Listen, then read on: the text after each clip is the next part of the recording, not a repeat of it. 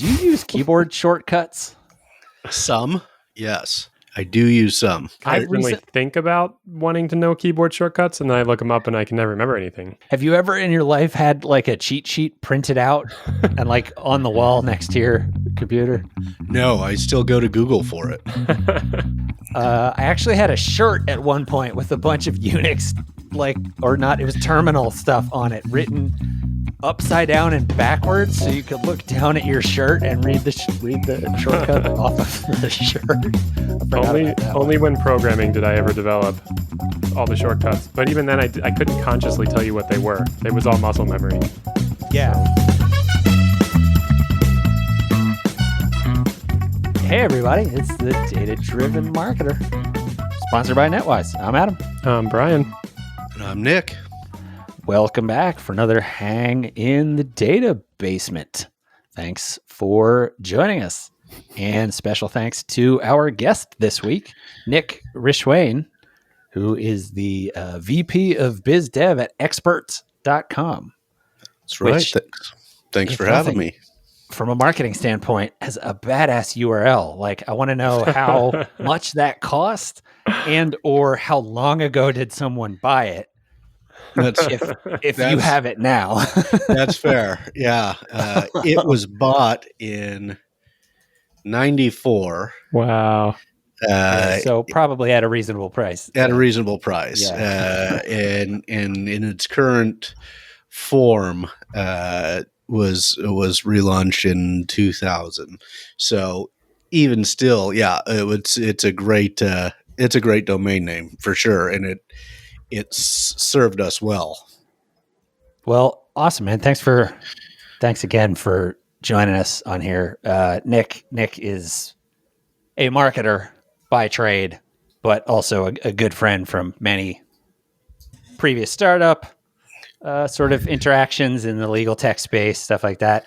Also, I managed to pull him into my sort of like crypto side projects. So down the rabbit hole. Talk a lot about crazy down the rabbit hole blockchain things.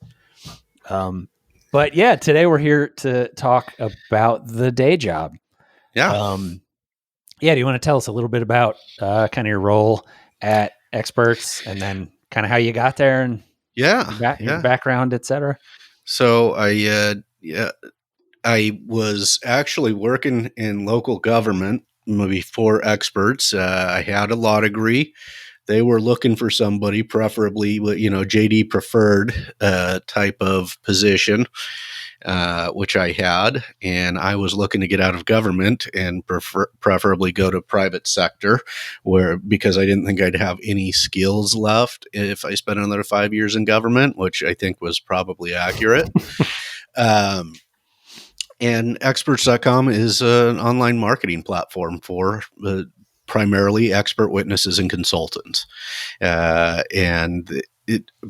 We search, locate, and assist attorneys in finding experts. Experts pay annual membership fee to market their services on experts.com. And we've been doing that as we sort of entry level into that, or entered into this discussion. We've been doing it for 21 years, and I've been doing it for 11 years, since 2010. So kind of the tail end of a bad recession, which is when, of course, I decided I'd go private sector instead of the comfy government job. And that's what we do. So in 11 years of marketing expertise is primarily what we do. Content through our website, through ads, through email. That's kind of been our whole job. Very, very specific legal vertical, which has expanded out into more consulting as well. A wider variety of consultants who just don't do the legal side of it, but probably bread and butter has been serving lawyers. So we kind of have a marketplace where you serve the lawyers as one user and the experts as the other membership. How does one find themselves in the position to have presumably like a day job, but then also be like, I'm going to be an expert consultant for lawyers and go into court and share my opinion? Because that actually sounds really appealing to me. Right. Yeah, I was going to say it's a crazy thing that the that market exists, right? You don't think about it like people watch procedural dramas all the time, and it's like the experts are just there and the lawyers call them. Yeah, they just show up on TV. There's a whole thing to make that happen. And then there's a back and forth about like, do you want a witness that's going to say the right stuff for your side of the case versus the other side? I mean, and for any experts who's listening to this, you're not that expert. You're not getting paid to give that advice. You're being paid for your objective opinion. But there is, I'll have attorneys who ask me, this is the answer I'm looking for. Okay. Right. Well, you're not supposed to answer shop. But. Yeah, you're not supposed to. But, and chances are, I mean, look, there's plenty of reasons for them to think, some will say, no, this is not my case. And others will agree because there's a valid difference of opinion. But how does one get to that? I think, Brian, was your question. And it's generally several years, although this is rapidly changing, but it's generally probably a decade or more of some sort of expertise. You're a doctor who's been practicing as an ER doctor for 5 or 10 years, so you've probably seen everything that the ER has to bring your way. Maybe you've got residencies and all those things, so oftentimes doctors may not even get into it until 15 or 20 years into practice. You've worked for a major chemical company as a chemist for 10, 15, 20 years. Generally, and again, I mentioned that this is changing rapidly, especially in the technology space, where some experts are really quite young now. But for the vast majority of over 1,400 areas of expertise, you're generally seeing somebody who's mature in their profession. Oftentimes, it'll be a academic as well who's studied something in depth, or you get the non-academic folks, those who have been in construction for 20 or 30 years. They've just got all that experience, the kind of famous. Maybe a little dated for the listeners to this show, but the kind of famous example of it is in the movie My Cousin Vinny, where she had just worked in a garage for years, but there's still very much a need for that, what some might call blue collar, they just have experience in the trade, and they can still make really great money. Interesting. As an expert. So to kind of place the product, then, does that pay well? It seems like it would, or a doctor's not going to sign up to start doing this. Yeah, it pays very well. Depending on where you're located. Like, it's going to pay less in South Dakota, most likely, but New York, and it depends on your expertise. Your human computer interface or electrical engineering, your ER docs, you're looking at $400, $500, $600 an hour. The biomechanics and medical doctors, sometimes not uncommon for them to have a $10,000 daily retainer for trial. So yeah, it pays quite well. Yeah, and it stacks up to a lot of hours because you got to you show up at the beginning of the day and hang around until you get called. You tell them you're paying me for the entire day. Right. Yeah. Right. Interesting. Well, I'll be signing up afterwards. Sounds good. Right. So Nick, you gave a great answer. The counter side of your great answer for what an expert is, which is what everyone hopes as an expert. Legally speaking, you're allowed to call anyone as an expert who has a better than average understanding of the topic.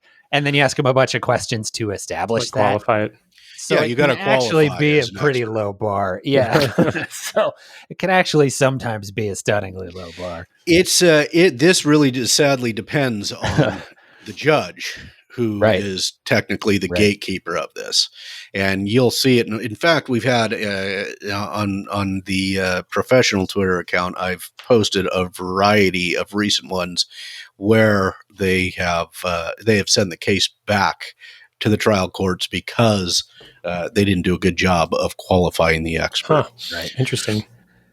So I think there's I mean, as is true with any guest we try to bring on here, there are a lot of layers to interesting things that we could talk about here. I think, Sure. Like Brian alluded to, you guys are working with a tech product that is an emergent need of, a fact that exists, which is it's hard to find these experts. I know from my experience and from growing up in a legal family that kind of like once you find the experts you like to work with, you try to keep sticking with them. And then when that guy retires, you're really disappointed because now you got to find a new expert, and that's a giant hassle. Yeah. And so you guys have a platform that is, as you described, it started as a directory, but has increasingly turned into what you'd call a marketing platform. And I think maybe an interesting thing to chase is sort of like, what have you lived through in terms of that evolution? Because I think it's a really interesting case study as you watch something that, it's also the legal vertical. So you're not necessarily looking at the most tech savvy Group user base, right? Right. But regardless, the market is pulling a tech solution out of suppliers like you guys who are, providing this thing, right? So you've kind of probably had to get pulled along with the legal, sort of marketplace that's going. I guess this stuff's online now. Yeah, or I feel like we've tried to be in advance of course, I think we were 21 years ago, we would have been far in advance of the legal industry. But yeah, I've been over a decade here, and you do see some significant, user behavior changes in that time. When I started, we would get the calls or the emails predominantly from attorneys who were in search of somebody, and it used to just baffle me because they would just call us to do the search for them. And they just didn't understand how to search the site. And it was baffling. And that has slowly, sadly, very slowly disappeared over time. The legal side of the lawyer side of me who wants them to move into the 21st century would like it to go faster.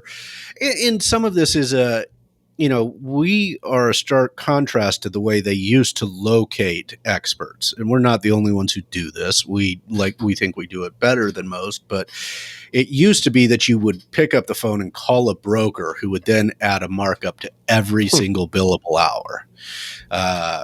But as everybody's budgets have gotten a little bit tighter as they try to do more with less, even though law firms are having record-breaking budget years or revenue years. They try and cut out those things where they don't need to be spending additional money. So why am I spending 40% more on each expert hour? If I can get the same expert going through experts.com, and I can contact them directly right when I need them, search on the site and find them. But yeah, that is the user behavior. The most serious, the two most serious user behavior changes I've seen is the reduction in calls or emails from attorneys because they are searching the site, which has required us to alter the data that we provide to our users in their accounts. And the second, probably most impressive, and certainly for somebody on the cusp of being a millennial, but probably a zennial or whatever they call it, the most interesting change has been even the experts, are the paying customers, our members, preferring to be contacted more by email than by phone, which is that's been an interesting and now converting even more to text, although email is still predominant for us. So those two user behavior changes have been interesting over a little over a decade. I was going to ask, I think you kind of just answered it there though, but you're a classic two-sided marketplace, right? Mm-hmm. A lot of websites, a lot of businesses work that way these days, people trying to find other people. So it sounds like the experts on the site are the paying customer, and correct. The lawyers or attorneys or legal law firms firms, are looking for government experts. agencies. Yep, So and they have. So from a structural perspective, I was kind of clicking around the site. It seems like you just want to drive tons of legal traffic to these individuals because there's no business model for you on the lawyer side.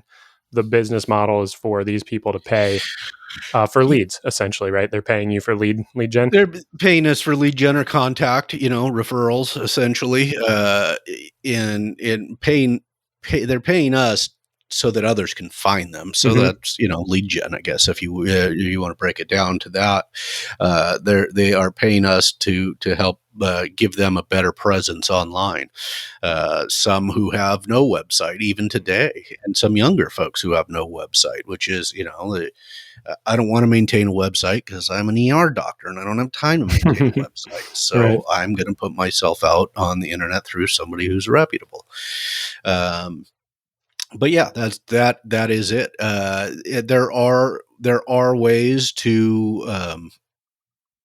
to make money off of the lawyer side, but our kind of drive has been to kind of reduce the cost of litigation. And by doing the way we've done it, allows us to provide that service to them for a reduced cost by the member pays for their advertising through us or through their marketing through us. So who is your primary target with your growth strategies? You've got to get both people. Right, yeah. So the primary for our growth strategy, I guess the primary would be, you always want more paying customers. Bottom line for any business, you want the more paying customers.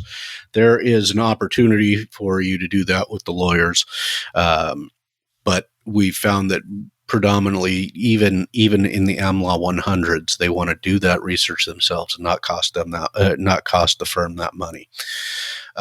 So growth strategy, you want to get more leads who are in this probably mature level of their practice, who maybe are looking for a change. Maybe they operate an independent consulting company and they are looking to maybe work less and earn more, because you can do that with the expert witness work. Maybe you want to work just a little bit on the consulting stuff. Always good to remain active in your consulting business or your actual primary practice, whatever that may be, because you'll get questions about that. But maybe they just don't want to put in the 50, 60, 70-hour weeks anymore. And if they can pick up a 50-hour or 100-hour or a 500-hour expert witness engagement, it could be a pretty significant chunk of money without having to maybe deal with all the other customers that you're dealing with. A lot of people just want to pick up 3 to 6 cases a year, maybe 1 or 2 cases a year, depending. And so,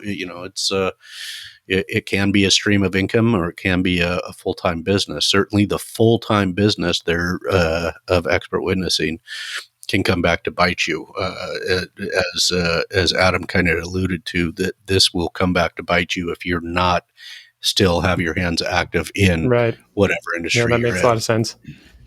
If you appear to be a professional witness, professional expert, it's something I would use against you in court. Yes. I'm a professional expert. To discredit you in court.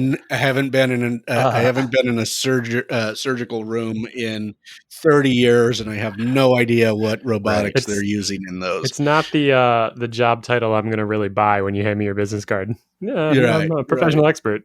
Yeah. So it's an interesting, like you said, Brian, it's a two-sided market problem, which means that you probably have 2 separate funnels. Like you just mentioned, you've got to get experts to sign up, but then you also have to get the firms ultimately to come in and hire the experts or find the experts through your platform. Right. I guess to back up before we kind of get into the sort of the nitty gritty of funnels and things like that, you mentioned providing data for the customers, which I think is interesting. You talked about the transition from sort of being a directory where the main drive of the offering was that you're aggregating a whole bunch of names of experts so that they can sort of do and providing them with the referral. Right. Right. Into more of a marketing platform where you're in some sense helping the experts market themselves, that has turned them into data-driven marketers insofar as those experts are now coming to you and saying, well, can you tell me how many people are looking at my profile? Can you tell me where they're clicking? Yeah. I'm curious more specifically what the sort of like emergent data, sort of requests, I guess, are in that context where you take somebody who, yeah. So since our existence, we've always had the ability to track a lot of activity on an individual profile, not unlike if you check your analytics on your Twitter profile, that kind of thing, impressions. I think the free Twitter analytics is pretty scant on what they allow you to check, but it's essentially impression. So we do impressions. I mean, anytime you have to be able to provide ROI to people who are marketing, right? I mean, that if they can't see who's contacting them, or that people are actually looking for their services, then they don't know what they're getting if somebody doesn't mention your service, which is what, when we had the more where we were kind of in the center facilitating more referrals because the attorneys were contacting us, we have a cloud-based system that shoots that referral out and it registers in their account. We can show them, hey, this is one of the contacts we sent you. We still have that ability, but the user behavior has changed some. And more, as we talked about earlier, user behavior changed. So more people picking up the phone, contacting the expert directly. Although we would track their impressions and their click-throughs to their website, and impressions by category of expertise, and then keyword searches and clicks on their CV and a wide variety of those things. We had to build out some internal proprietary analytics that tracked the visitors essentially. Who is, and you can only track so many that you can identify. Some of it is just, if somebody's searching from a VPN or something like that, you can't track. But we built in the actual, which probably you guys provide some of this data through NetWise, where you can actually see who is visiting the profile. And so when you tell them like, hey, I saw that Reed Smith, or I saw Covington Burling, and these are Burlington, Brian, these are just law firm names, kind of AmLaw 100 names, but Kirkland and Ellis, when you can show them that these are who's looked at your profile, that tells them something. Then they go back and they check their records and say, oh, this is, yeah, okay, I do see that we got a contact from them. Okay, I know the right people are looking, and that they're visiting our site or your site and our profile. And, oh, look, I see that they did come over to our website. It was just that we had to make it more back end friendly so that they could and give it available and make this data available to them in their accounts so they can check it in real time. The part I love is just that as software eats anything like this, it turns into a data-driven enterprise. Mm-hmm. And people don't even think about it that way because they say, oh, well, it's likes or it's shares or it's retweets. But what you're watching is the number. You're watching that metric and your KPI, and you're watching it increment, and maybe not for the good of the world. You're inclined to put up the content that's going to get more of that reaction. And, in the social media context, it's ridiculous. You're talking about retweets and stuff, but in the professional context that you're talking about, it makes sense if you're, presenting the right profile to be getting the jobs that you want to get ultimately. Yeah. I'm curious, do you end up helping people at all with their platforms or sort of downstream advice from that data in terms of, hey, if you presented your headline this way, or, sort of your... We do. I mean, there's still a service component to it. Even as a SaaS product, if lack of a better term, we still have we still do a lot of the drafting of the profiles. We've got a lawyer on staff who's been drafting these profiles for like 15 years, knows what they're looking for, or knows what an attorney's looking for. So, a lot of other directories, they'll just have, and I understand why they will do it. They'll have somebody else. They'll tell you to put your profile together yourself, and they look pretty like somebody put it together themselves. And I get that you reduce you reduce that labor, but it also doesn't make for a very, very good appearance. It doesn't help the expert put their best foot forward. It doesn't help it more narrative style. We usually use a more narrative style in the profiles to help them understand what is the most important aspects of their expertise, the way we see it and the way we understand it in the legal community. Now, if they know something else, they may want to tweak that, and they can do that at all times. But at entry level, we will draft that for them. I'm sorry, Adam, what was the question there? I feel like I went off on the actual service component. Did I? Oh, no, that was the question. I was just curious how much, all of this ends up being sort of cascading down feedback loops that, once the metrics are there and people see the metrics, then they start saying, well, how can I improve my profile? Yes. And then it becomes the service. Really, I think that it's a great little container of information for them to then go improve their website. And if they get an idea, they're listed in these 10 categories on experts.com. And they thought, man, I'm going to be found in, I'm trying to think of a good example right now. They're going to be all about the accident investigation and reconstruction. That is what I do. That is a very common area of expertise, huge need for it.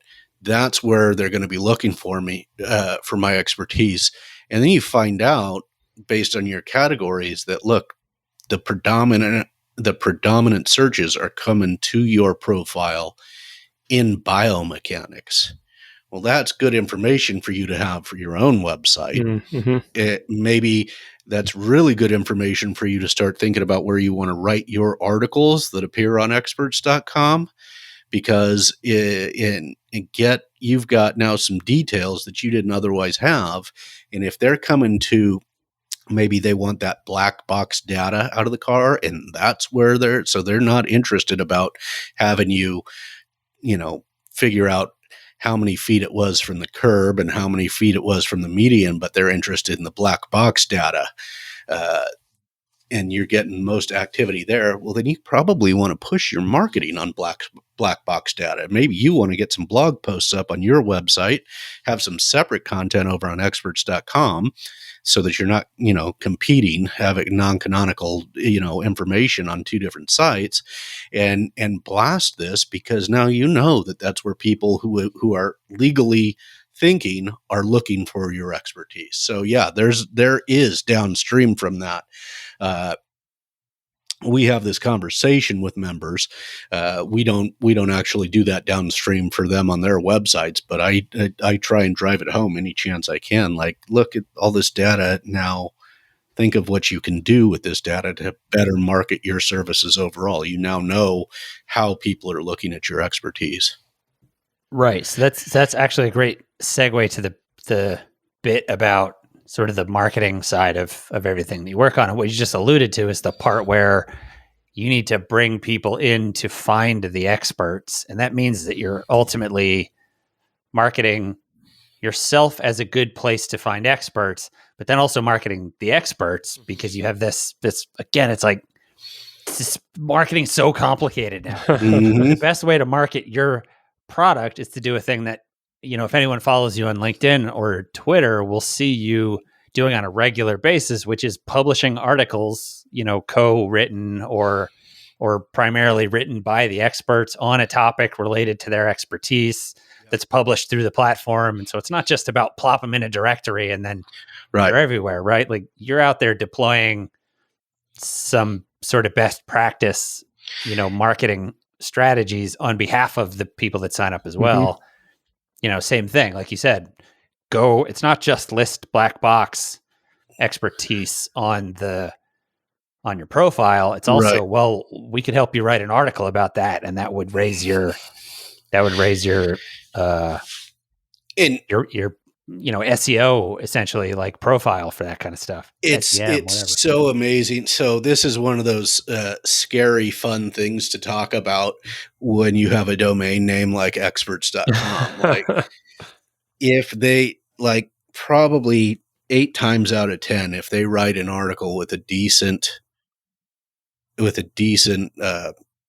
title about black box data and auto accident reconstruction, that's probably too general, but I'm trying to do it for those who maybe are unfamiliar with this space. But if they have a good title like that and it's tied to experts.com and we publish it on our site, and this is again why we are a market, we've kind of turned a marketing platform, because if they're regularly publishing content through their profile and we can help them adjust those articles, probably 8 times out of 10, I can find these articles on the first page of Google in an organic search. That's awesome. So, yeah, it's really, really fantastic, because we try to put out like actual expert, not like those article farms. You guys remember the article farms, right? All you can remember. Yeah, just the trashiest article written by nobody listed. It still dominates when you're looking for good information. It's So when we have actual experts with their name on it, and we can actually see, that has been beneficial for our members, and there's been good information on our site for a long time, so that they can, if they take advantage of this, it's, okay, maybe this comes to your article on experts.com, but in that article, it's got your name, your email address, your phone number, and your website, and they can find you from that. And then write something separate over on your site, maybe related, but separate content, so that you're not cannibalizing the content from 2 different marketing avenues. It's interesting hearing you talk about what you do for your customers, because my head is trying to kind of put your business into like traditional buckets of like kind of cliched marketing terms. And in a way, you are an agency for individual small businesses at a massive scale. I'm guessing tens of thousands or hundreds of thousands of people that are experts in your system. And in that way, it's really neat how you're helping them curate their brand, and you're helping them identify signals in data that, like you mentioned, these people, a lot of them have probably never searched for SEO, right? They don't know what that means. They don't know how writing an article works with Google. And so you're serving an agency component there, but then you're also kind of a platform that sits on top. So you have another layer of marketing that you're doing for yourselves. Yeah, it's a really interesting place to be, and Adam will tell you this from the legal side of things. It's a really interesting place to be in anything marketing related. It's not, and this is really slim. The expert witness thing is a really slim vertical. The consulting thing really can be massive, and that's why we've sold that. We now sell that as a separate, because if you've got expertise, any sort of it, there's this thing about every expert witness can be a consultant, but not every consultant can be an expert witness. It's just because not everybody's gonna, your feng shui or yoga consultancy may not have a need in litigation. Right. And that may not be the case, but you're right. We've had to do a variety of things with marketing. So we market to attorneys and we market to experts. And strangely enough, we have a wide variety of visitors who come from government agencies and universities, very common as well. And my favorite ever is when I get a notification that the CIA is searching our site, because I feel like they should be able to mask that and not let me know that, or look it up in their own database or something, right? Right. Don't you know who the expert is you need? Yeah, is this person not on your payroll already? I don't know if that makes me feel better or worse that they. I don't either. But I also know the United States Post Office is regularly coming to like our most visited article ever on certified mail. So That's it is funny. not clear for them at their own That one office. makes me feel good. I feel like the Yeah. post office is just like a business that does a great service, and I want to help them out. Right. But they go to an outside expert because Right. they can't even figure out the differentiations between two of their own products. That's hilarious.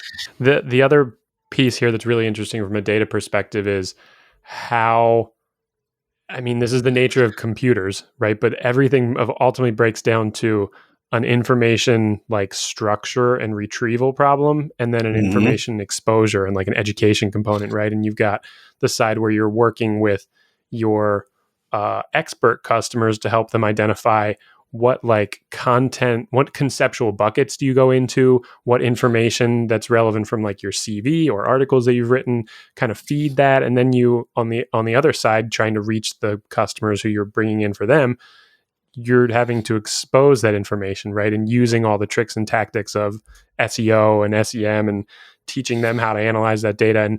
And it is the nature of what marketing has always been, but it's never been so digitized as it is now, where you have to conceptually, you're just bucketing and labeling and organizing and structuring information. Right. How have you seen, like, that's a very technical problem in a lot of ways, right? Like linguistically technical and topically technical, but then also at some level databases, right? And information storage at an IT level. How have you seen the business evolve over time as that has manifested as more and more technical for the business? Like you said, you've built your own analytics system. Yeah. So I mean, it probably not unlike other companies. We've seen, where a lot of our emails came through Outlook and things like that, and we still get receipt through Outlook. But probably the main change in the last decade was going from just having a CRM to having, the HubSpot style platform, which is, we don't have HubSpot, but I say that as one that probably everybody recognizes. For the email marketing, for the landing pages, for all the inbound, outbound tracking of who's clicking, who's opening, and breaking down segments, because we've been in business for 21 years, almost 22 years. We've acquired massive amounts of data in that time. All right. User data from both the lawyer side and the expert side, and some random people who come to the site because they think that they need an expert, but maybe they don't. Or because one of our articles performs incredibly well and they think that we handle cleaning up their audio butt dial from a spouse who they're convinced is already cheating. That's probably, we get one of those once a month. It's not what we offer, but maybe our member does who wrote that article. So we at a certain point, you have to have the CRM interacting with your outflowing marketing or your HubSpot style marketing platform. You guys know the technical term for what HubSpot is. Is that an inbound? EBM? Inbound, yeah. Yeah. And we use it inbound. We do a whole variety of those things. And it's through massive segments, because we have these lawyers. This is one that people never think about, right? They've got their email list and they're told to use their email list all the time. Make sure to keep that email list going out. If they're not opening it, you're wasting your time with that. And you can't just send the same email to everyone. We can't send our member information to lawyers because it doesn't make sense to them. The newsletter may be able to go to everybody, but we can't send the same stuff to prospective members as we can to past members or those who we may want to renew. You have to have segments for that, win-back campaigns and lawyers and educating the funnels just to educate along the line. You see people who are and build up those lead scores where you're like, okay, this person's looking at enough of our stuff that I think they're gonna buy one day. There is a whole bunch of that, and having that HubSpot style machine is probably for a couple of years when I was here, it was, we had to make sure everything was in the CRM. Now it's you make sure everything's in your CRM as well as your inbound. And those two have to be communicating with each other. And the information that you have in there has to be in our database on the site so that we're contacting the right people who the right individuals with the right information. So, but I think the inbound is probably the largest change that and putting out our own content, webinars, educational options for members who are generally desperate to hear from attorneys as to how they can improve.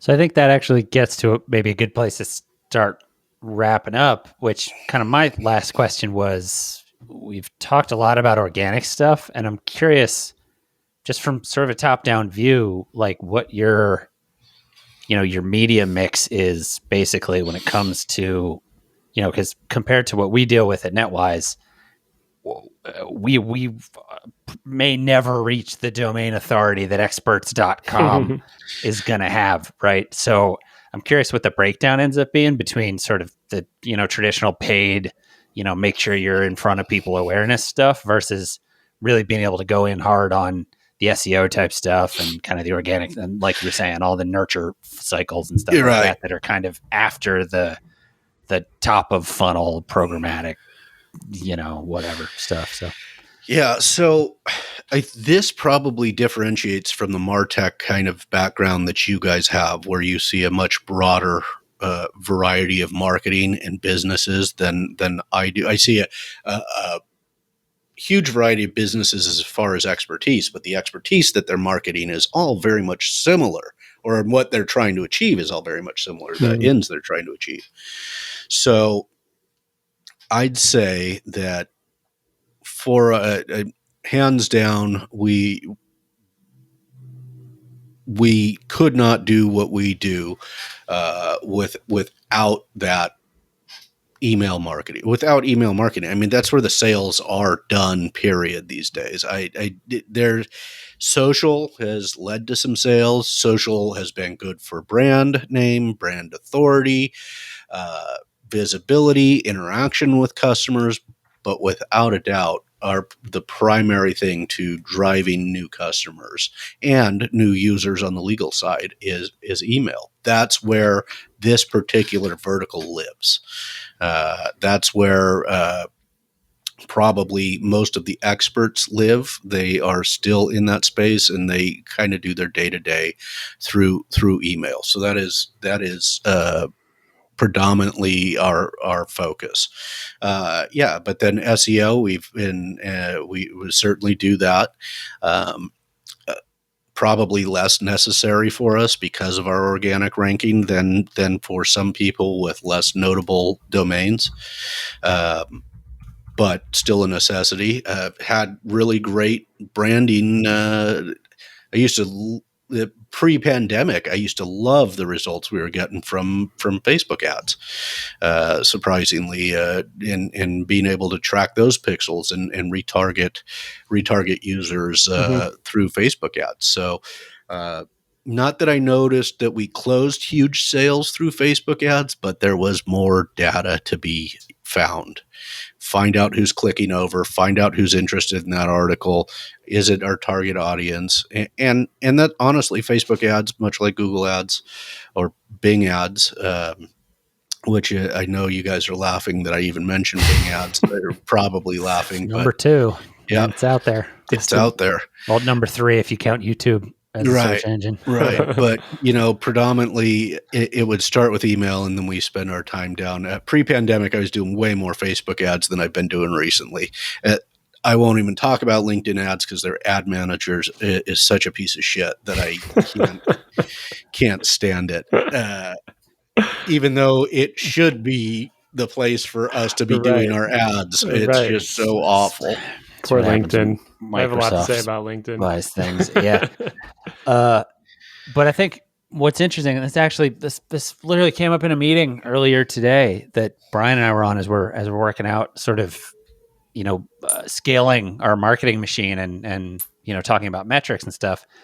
Sometimes the point of the ad spend is just the data, which is kind of what you're saying about Facebook. You said, you get a lot of information coming in off of the touches you get on Facebook, although that's not necessarily going to be the platform to close a deal in the type of business that you're talking about.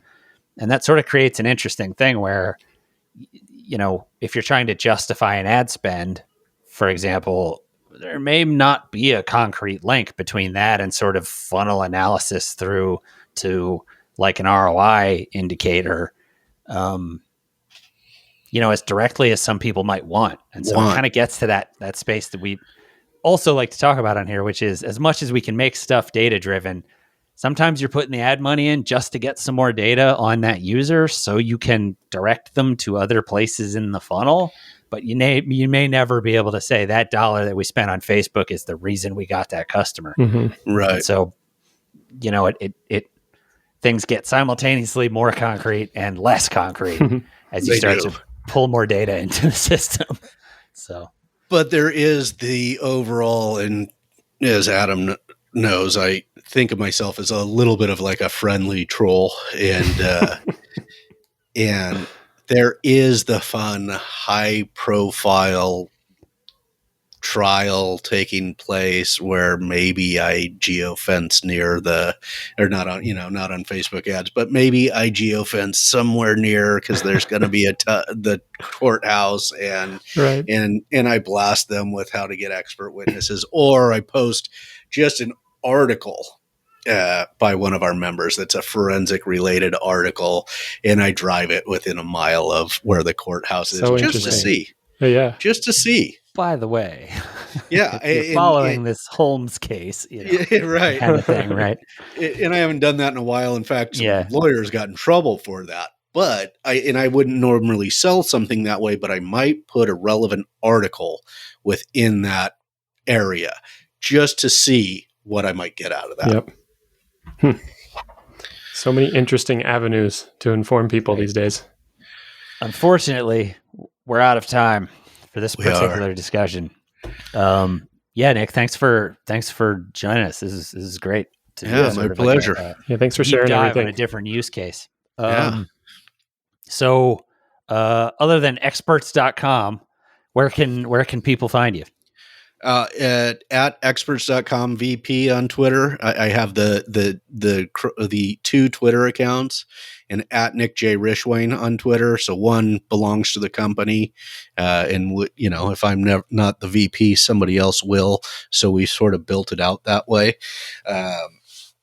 And those are probably the best. They can also find me at Legal Tech Live. That's where Adam and I first met, was through his legal tech startup and my podcasting related to that stuff. So, I was gonna mention that if you didn't in this context. Definitely check that out. A lot of interesting conversations at Legal Tech, which is very interesting tech sector because it's 10 years behind everything always. So it's interesting to be in a place where all this innovation is happening, but no one's using it. And so the challenge is a completely different, weird thing. It's very interesting. Yeah. I have this weird thing, evidently, of finding myself in these very narrow legal niches. I don't know what's going on there, but it is. Working out so far. Yeah. Awesome. Well, thank you for joining us. And thank you to everybody for listening to another episode of The Data-Driven Marketer. I'm Adam. I'm Brian. And I'm Nick. Take it easy, everybody. Thanks, guys.